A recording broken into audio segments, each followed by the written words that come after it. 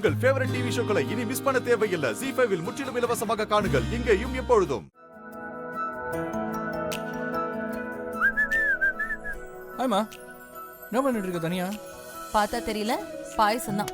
டேய், உத வாங்குவேன். சாமிக்கு முதல்ல வைக்கணும்டா. ஓ சரி, இதை எடுத்துட்டேன், நான் சாப்பிட்றேன். சாரியா. சரி, எப்போ பார்த்தாலும் நீயே வேலை பார்த்துட்டு இருக்கிய? இந்த காவேரியெல்லாம் கூப்பிட்டு வேலை வாங்க வேண்டியதானே? படிக்கிற பொண்ணு தானே, விட்றா. படிக்கிறாளா? சரி, அதெல்லாம் விடு. நீ ட்ராமா எப்படி இருந்துச்சு? அசத்திட்டேன்ல. அதெல்லாம் சூப்பர் தான்டா. ஆனா இதெல்லாம் டிராமாவா இல்லாம உண்மையா இருக்க கூடாதான்னு ஆசையா இருக்கு. இருக்குமா, எனக்கும் அந்த ஆசை இருக்குமா. ஒரு நிமிஷம் யோசிச்சு பாருங்க. திடீர்னு கண்ணு முழிக்கிறேன், கண்ணு முன்னாடி ஒரு பொண்ணு. அந்த பொண்ணை தான் நான் காதலிச்சு கல்யாணம் பண்ணிக்கிட்டேன், இவ தான் என் பொண்டாட்டின்னு நீங்க சொல்றீங்க. எல்லாத்துக்கும் மேல நான் மலேசியாவில் போய் வேலை பார்த்ததா வேற சொல்றீங்க. எனக்கு ஒண்ணுமே புரியலம்மா. உண்மையை சொல்லணும்னா ஏதோ கண்ணை கட்டி காட்டில் விட்ட மாதிரி இருந்துச்சு. என்னோட ஞாபக மறதியால என்ன நம்பி வந்த அந்த பொண்ணு எந்த விதத்திலையும் பாதிக்கப்படக்கூடாதுன்னு நீங்க சொன்னீங்க. அதை புரிஞ்சுக்கிட்டு இல்லாத விஷயத்தெல்லாம் இருக்கிற மாதிரி காட்டுறதுக்காகவே நீங்க சொன்ன மாதிரி இப்படிலாம் ஒரு டிராமா நடிச்சிட்டு இருக்கேன். என் நிலைமை கூட பரவாயில்லம்மா. ஆனா ஜனனி, தான் காதலிச்சு கல்யாணம் பண்ணிக்கிட்டவனுக்கு தான் யாருன்னே தெரியல. இந்த நிலைமை வேற எந்த பொண்ணுக்கும் வரக்கூடாதுமா. அவளை பார்த்தாலே எனக்கு ரொம்ப பாவமா இருக்குமா.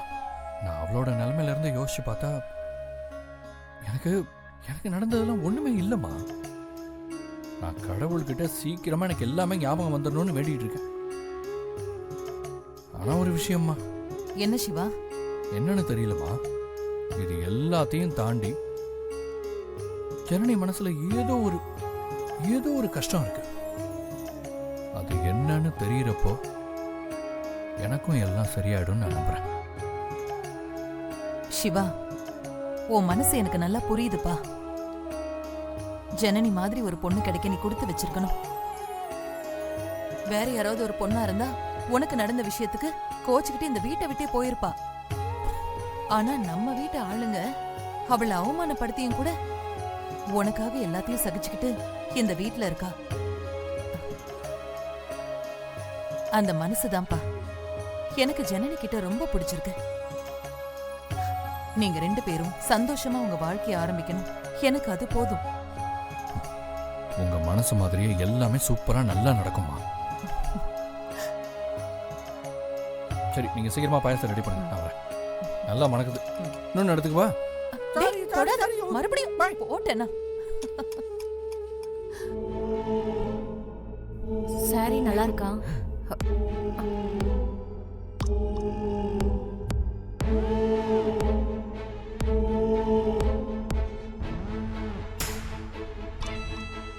அங்க பாருமா, ஆனாலும் அத்தை ரொம்ப ஓவரா பண்றாங்க.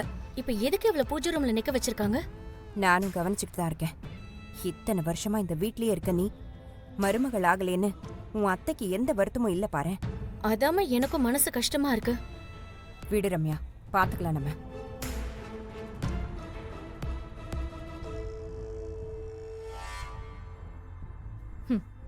இவளுக்கு கொஞ்சம் கூட விவசாயே கிடையாது. நம்ம யாருக்கும் இவ்வளவு பிடிக்கலன்னு தெரிஞ்சோம் எல்லா இடத்துலயும் முன்ன வந்து நிக்கிறா. அமராவதி, உன் திட்டப்படி அவளை திட்டுறதுக்கு இதுதான் சரியான இடம். நீ உன் வேலையை ஆரம்பி.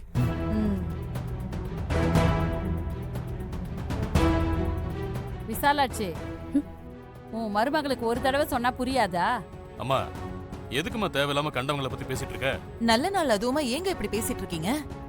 அவங்களுக்கு இன்னைக்கு தலை தீபாவளிங்க. விசாலாட்சி, தலை தீபாவளின்னா என்னன்னு தெரியுமா? புதுசா கல்யாணம் ஆகி வீட்டுக்கு வந்தவங்களுக்கு அந்த பொண்ணு வீட்டுல இருந்து சீர் கொண்டு வந்து மாப்பிளையும் பொண்ணையும் கௌரவப்படுத்தி கொண்டாடுறதுக்கு பேர் தான் தலை தீபாவளி. தகுதி தராதரம் இல்லாம இந்த வீட்டுல வந்து நிக்கிறவங்களுக்கு தலை தீபாவளி ஒண்ணுதான் குறைச்சல்.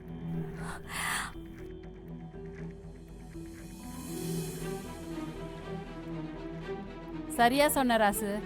ஊர் பேர் தெரியாத ஒருத்திய மருமகன் உன் பொண்டாட்டி தான் எடுத்து இடுப்புல தூக்கி வச்சுட்டு திரியறா. அவளே ஒரு அனாதை, அவளுக்கு இவ சீர் பண்ணுவாளாம். மா, அவ ஒருத்தரும் இல்லாத அனாதாங்கிறது தெரிஞ்ச விஷயம் தானேமா. இனிமே அவளுக்கு தேவையானதெல்லாம் இந்த குடும்பத்தில இருந்து நாம தான் பார்த்து பண்ணணும். என்ன பண்றது, கையில் 5 காசு இல்லாம இந்த வீட்டுக்கு வந்திருக்கா. பரிதாபப்பட்டு போனா போகுதுன்னு நாம பண்ண வேண்டியதுதான். அத்தை, நீங்க பேசுறது நல்ல கதையா இருக்கே. நாம ஏன் அதெல்லாம் பண்ணணும்? நீங்க வேணா பெரிய மனசு பண்ணி உங்க பொண்ணுக்கு நடந்த அவமானத்தை மறந்துடலாம். இவளால இந்த குடும்பத்துக்கு நடந்த பிரச்சனைய என்னைக்கும் நான் மறக்க மாட்டேன். இவளுக்கெல்லாம் தலை தீபாவளி வேற ஒரு கேடா? என் பேத்தி சரியாதான் சொல்றா, ஆனா புரிய வேண்டியவங்களுக்கு தான் புரிய மாட்டேங்குது. பூஜை எல்லாம் முடிஞ்சிருச்சா?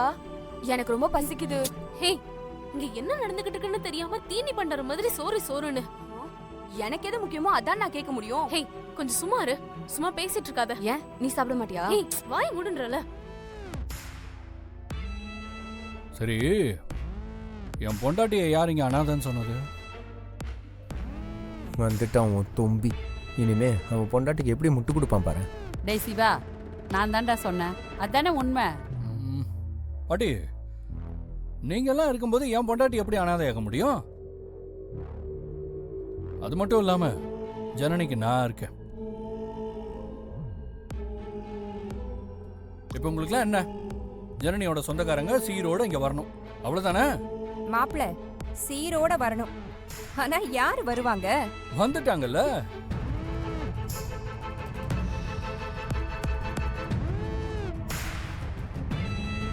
ஜனனியோட சொந்தக்காரங்க தலை தீபாவளிக்கு சீரோட இங்க வந்திருக்காங்க. அக்கா வாங்கக்கா.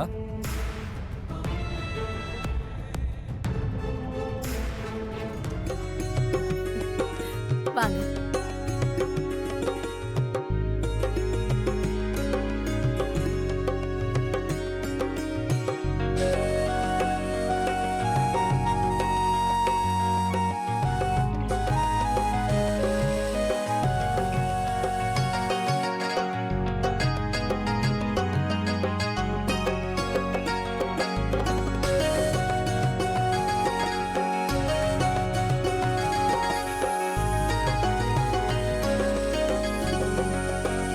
வணக்கம்மா. வணக்கம் ஐயா. சிவா, என்னடா இது? பர்வதம்மா, நான் சொல்றேன், ரத்த உறவா இருந்தா மட்டும்தான் சொந்தமா? எங்க அம்பல ஐயாவோட மருமக எங்க எல்லாருக்கும் மக உறவுதான்.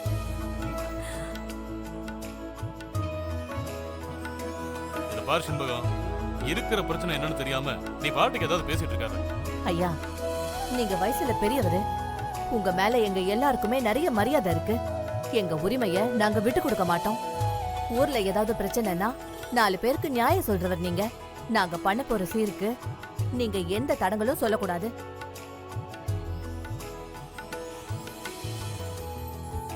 என்னமோ பண்ணுங்க. ஐயா, செண்பகம், நீ என்ன காரியம் பண்ணியிருக்க தெரியுமா? புத்திசாலித்தனமா பேசுறேன்னு குளங்கோத்திரம் தெரியாத ஒருத்திக்கு சொந்தம் கொண்டாடிட்டு சீர் எடுத்துட்டு வந்திருக்கியே, இது எந்த ஊர் நியாயம்? ஜீ5 ஆப்பை டவுன்லோட் செய்து அனைத்து எபிசோடுகளையும் இலவசமாக பாருங்க.